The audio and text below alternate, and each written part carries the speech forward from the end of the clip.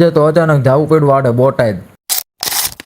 માતાજી મિત્રો, સ્વાગત છે તમારો નવા બ્લોગમાં. સવારમાં નાહી ધોઈને ફ્રેશ થઈ ગયા, પછી આડે વહી ગયા આઈટીઆઈ. તો આડે પહોંચી ગયા આઈટીઆઈ ને પછી સડી નાખ્યા 50,000 ફગૈતિયા. અને પછી આડે પહોંચી ગયા રૂમમાં ને સાહેબ એમનું કામ કરતા હતા ને આપણે બેઠા આપણું કામ કરતા હતા, મોબાઈલ જોવાનું. પછી તો રિસર્ચ પડી ગઈ ને આપણે આવી ગયા ભાઈ નાસ્તો કરવા માટે.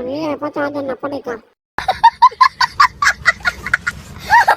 પછી તો રિસર્ચ પૂરી થઈ ગઈ ને પછી આડે જવાનું હતું રૂમમાં. તો બધા મિત્રો સાથે આડે વહી ગયા રૂમ તરફ. રૂમમાં આવીને જોયું તો સાહેબ બીજા આયા જ નતા ને આવડે થઈ ગયા હતા ફૂલ. તો આડે દખ્તરનો ઠેલો મૂકીને પછી આડે હુઈ ગયા બધા ભાઈબંધો સાથે. પછી તો આડે આઈટીઆઈ માંથી છૂટી ગયા. પછી આડે જવાનું હતું ઘર તરફ પાછું રિટર્ન. ના ભાઈબંધ કે લાઈવ ફોલો કરતા જજો પાછા હો.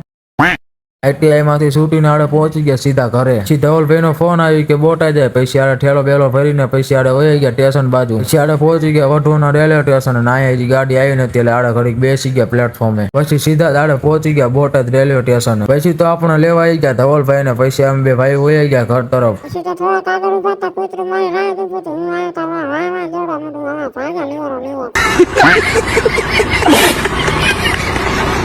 પછી ખાઈ પીને આડે વહી ગયા ડેપોએ બેસવા માટે. આજના બ્લોગમાં આટલું જ. હવે આડે મળીએ બીજા બ્લોગમાં. એટલે માટે જય માતા.